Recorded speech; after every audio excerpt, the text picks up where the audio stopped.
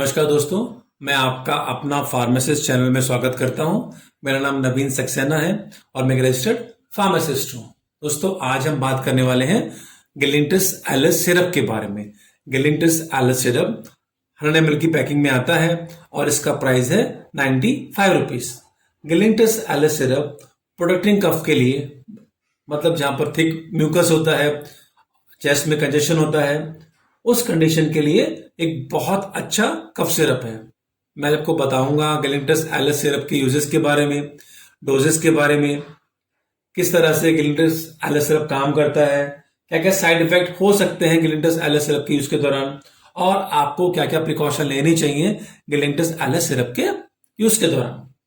Doctor generally गिलिंटिस Alice syrup को asthma में, जहां पर प्रोटीन कफ होता है म्यूकस के साथ, थिक म्यूकस बल्गम जमा होता है चेस्ट में, उस कंडीशन में जहाँ चेस्ट में स्पाज्म होता है, छाती में कंजेशन होती है और छाती में पेन होता है कफ की वजह से, स्वेलिंग होती है एयरवेज में, और क्रोनिक ब्रोंकाइटिस में प्रिस्क्राइब करते हैं। आप समझ सकते हैं कि जब चेस्ट में बहुत सारा कफ जमा होता है, उसको निकालना बहुत जरूरी होता है। अगर वो कफ निकलेगा नहीं तो पेशेंट को सांस लेने में बहुत तकलीफ होगी, उसको पेन होगी और वो काफी प्रॉब्लम में पड़ सकता है। ऐसे में गिलिंटिस एलिस सिरप एक बहुत अच्छा कफ सिरप है जो थिक म्यूकस को, छाती में जमे कफ को निकालने में बहुत मदद करता है।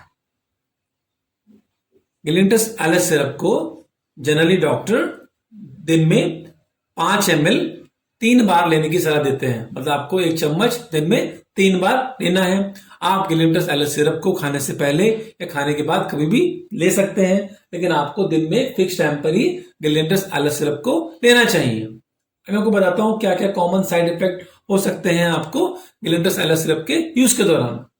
आपको उल्टी हो सकती है या आप उल्टी ऐसा फील कर सकते हैं, आपके पेट में दर्द हो सकता है, डायरिया हो सकता है, आपको चक्कर जैसा आ सकता है, आपको आपकी दिल की धड़कन बढ़ सकती है, आपके हाथ पांव कांप सकते हैं, आपको चेस्ट में पेन भी हो सकता है। ये कुछ साइड इफेक्ट हैं जो गिलिंटिस एलिस सिरप के यूज के दौरान आपको हो सकते हैं।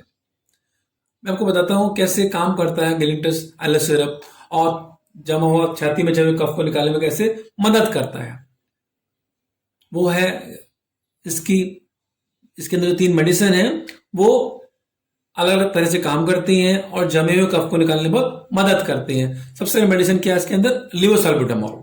लीवोसाल्ब्यूटामॉल एक ब्रोंको डायलेटर है जो एयरवेज को डायलेट करता है। तो आप समझिए कि जब छाती में बहुत सारा कफ जमा हुआ है और इससे क्या होता है कि एयरवेज काफी सिकुड़ जाते हैं, स्पेशली एस्थमा में जब म्यूकस का प्रोडक्शन बहुत ज्यादा होता है और एयरवेज सिकुड़ जाते हैं तो कफ को निकालना काफी मुश्किल हो जाता है। तब लीवोसाल्ब्यूटामॉल ब्रोंको डायलेट होने की वजह से एयरवेज को डायलेट करता है, जिससे कि कफ को निकालने में आसानी होती है।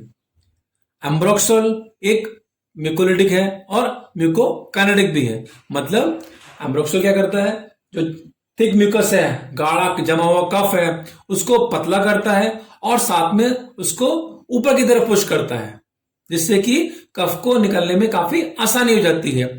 और गुआफेनेसिन एक एक्सपेक्टोरेंट है, ये भी कफ को निकालने में काफी आसानी करता है और गले में जो इरिटेशन होती है कफ की वजह से उसको भी काफी कम करता है। इस तरह से तीनों ड्रग मिलके, मतलब लीवोसाल्ब्यूटामॉल जो एक ब्रोंकोडायलेटर है जो एयरवेज को डायलेट करता है, और एम्ब्रोक्सोल जो कफ को पतला करता है और कफ को ऊपर की तरफ पुश करता है, और साथ में गुआफेनेसिन जो कफ को बाहर निकालने में मदद करता है। इस तरह से तीनों ड्रग मिलके एक बहुत अच्छा कफ सिरप बनाते हैं जो छाती में जमे हुए गाढ़े कफ को निकालने में बहुत मदद करते हैं। मैं आपको बताता हूं क्या क्या प्रिकॉशन आपको लेनी चाहिए गिलिंटिस एलिस सिरप के यूज के दौरान। अगर आप लेडी हैं और प्रेग्नेंट हैं या अपने बच्चे को स्तनपान करा रही हैं तो डॉक्टर को आपको बता देना चाहिए। अगर आपको लीवोसाल्ब्यूटामॉल, एम्ब्रोक्सोल या गुआफेनेसिन से एलर्जी है तो भी आपको डॉक्टर को बता देना चाहिए। अगर आप अल्कोहल का सेवन करते हैं तो आपको गिलिंटिस एलिस सिरप के यूज के दौरान अल्कोहल का सेवन नहीं करना चाहिए। अगर आपको लीवर में कुछ प्रॉब्लम है, किडनी में कुछ प्रॉब्लम है, तो भी आपको डॉक्टर को बता देना चाहिए। आपको गिलिंटिस एलिस सिरप के यूज के दौरान काफी सारा पानी पीना चाहिए और लिक्विड डाइट लेनी चाहिए, जिससे कि कफ को निकालने में गैलेंटस एलएस सिरप को काफी मदद मिलेगी। आपको कितने दिन के लिए डॉक्टर ने गैलेंटस एलएस सिरप लेने की सलाह दी है उतने दिन ही आपको लेना चाहिए, और जिस डोज में डॉक्टर ने प्रिस्क्राइब किया एग्जैक्टली उसी डोज में आपको लेना चाहिए। आपको एक बात और बता देता हूं कि आपको हमेशा गैलेंटस सिरप को उसके साथ दी गई मेजरिंग कैप से ही दे लेना चाहिए, ना कि घर में मौजूद स्पून के द्वारा, क्योंकि आप मेजरिंग कैप के द्वारा ही एग्जैक्ट डोज मेजर कर सकते हैं।